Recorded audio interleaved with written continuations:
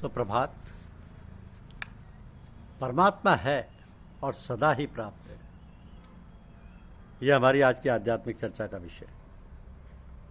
परमात्मा है और सदा ही प्राप्त है। जिसका मन वश में नहीं है, उच्छृंखल है, अर्थात सांसारिक भोगों में जिसकी रुचि है, उसके द्वारा योग प्राप्त करना कठिन है। परंतु जिसका मन वश में है, ऐसे यत्न करने वाले साधक को योग प्राप्त हो सकता है। मन को वश में करने का अर्थ ये नहीं है कि मन को मैं पकड़ लूं, एकाग्र कर लूं। मन के वश में न होना ही मन को वश में करना है। इसी तरह भगवान ने इंद्रियों के तथा राग द्वेष के वश में न होने की बात कही। राग द्वेष व्यक्तस्तु प्रसादे मदि गच्छति इंद्रियस्येन्द्रिय यस्यार्थे परिपंथनो। वश में न होने का अर्थ है कि उसके कहने के अनुसार काम ना करे, उसकी दशा देखकर चिंतित ना हो। वो ज्यों बहता है त्यों बहता रहे, स्वयं उससे अलग रहे, तटस्थ रहे।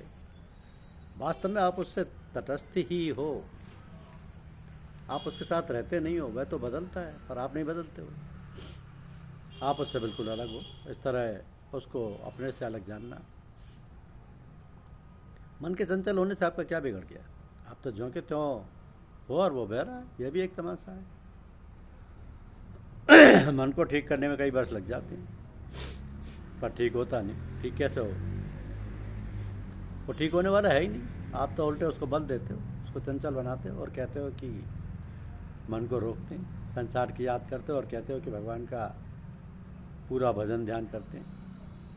एकांत में घंटा भर बैठे तो उसमें कितनी देर भगवान याद आए? भगवान को तो याद करना पड़ता है, पर संसार आपसे आप याद आता है। इस विषय में एक बात बड़ी शांति से समझने की है कि जो आपसे आप याद आता है, उसकी आप पर जिम्मेदारी नहीं होती। जो आपसे आप याद आता है उसमें मुफ्त में ही क्यों लगते? स्फूर्णा आपसे आप उत्पन्न होती है और आपसे आप शांत हो जाती है। आप क्या आफत में पड़ते हो? मनुष्य की जिम्मेवारी करने पर होती है, जिसको आप करते नहीं। फिर तो जो आपसे आप होता है उसकी जिम्मेदारी आप पर नहीं है। आप जवान से बूढ़े हो गए तो क्या आप पर इसकी जिम्मेदारी है कि आप बूढ़े क्यों हो गए? आपने गलती क्यों की? ऐसे ही आप संसार को याद नहीं करते, पर संसार आपसे आप याद आता है, तो इसकी जिम्मेदारी आप पर नहीं है। इसलिए आप अपनी तरफ से कुछ भी चिंतन ना करें कि किंचिदपि चिंतयेत। चिंतन आ जाए तो वो जैसे आया वैसे ही चला जाएगा। आप उसमें कुछ दखल ना करें। ये बहुत ही बढ़िया युक्ति है। आपके विश्वास के लिए कहता हूँ कि हमारे को तो ये युक्ति बहुत वर्षों के बाद मिली है। आप तो इस युक्ति को अभी काम में ले लें। मन की उपेक्षा कर दो, बस आप ठीक ठिकाने आ गए। मन के साथ मिलकर उसको एकाग्र करने की चेष्टा करना कितना बढ़िया उपाय नहीं है। कारण कि ऐसा करने से उसको सत्ता मिलेगी, उसको महत्व मिलेगा, जो है ही नहीं।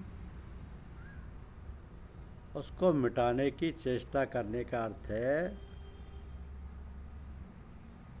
उसको है मनाना या है मानना।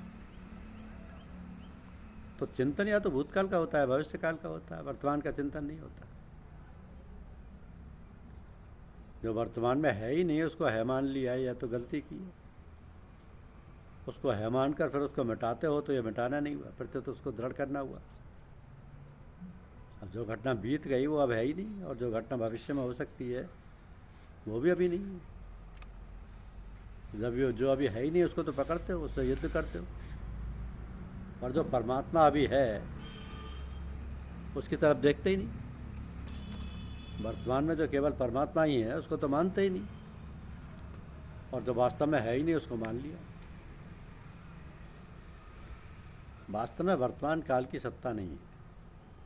भूत और भविष्य की संधि को ही वर्तमान कह देते हैं। वर्तमान तो एकमात्र परमात्मा ही है। भगवान कहते हैं कि वेदाहम समतीतानि वर्तमानानि चार्जुन भविष्याणि च भूतानि माम तु वेद न कश्चन। जो प्राणी भूतकाल में हो चुके हैं, जो वर्तमान में हैं और जो भविष्य में होंगे, उन सबको मैं जानता हूँ, पर मेरे को कोई नहीं जानता। यहाँ अहम वेद पदों में केवल वर्तमान काल का प्रयोग करने का तात्पर्य है कि परमात्मा के लिए सब कुछ वर्तमान ही है। तो वर्तमान में सत्ता रूप से एक परमात्मा ही है। अब उसका चिंतन क्या करें, उसमें ही पूरे डूबे रहे। वो हमारा है, हम उसके हैं, वो हमारे हैं। क्षेत्रज्ञम चापिमाम विद्धि सर्व क्षेत्रेषु भारत है। अब उसकी प्राप्ति में कठिनता किस बात की? उसकी प्राप्ति के समान सुगम काम कोई है ही नहीं। पर सुगम भी तब कहा जाए जब कुछ करना पड़े। जब कुछ करना ही ना पड़े तब उसको सुगम भी कैसे कहें? उसको कठिन माना, इसलिए कठिनता का भाव दूर करने के लिए कहते हैं ये तो बड़ा सुगम। परमात्मा ही परमात्मा है और सदा ही प्राप्त है। इस पर दृढ़ रहना है, चाहे कितनी उथल पुथल हो जाए। वह सदा ज्यों का त्यों रहता है। संसार तो निरंतर रहता है, पर वह परमात्मा है, रूप से वही रहता है। धन्यवाद। YouTube चैनल को लाइक और सब्सक्राइब अवश्य कीजिए। शुक्रिया।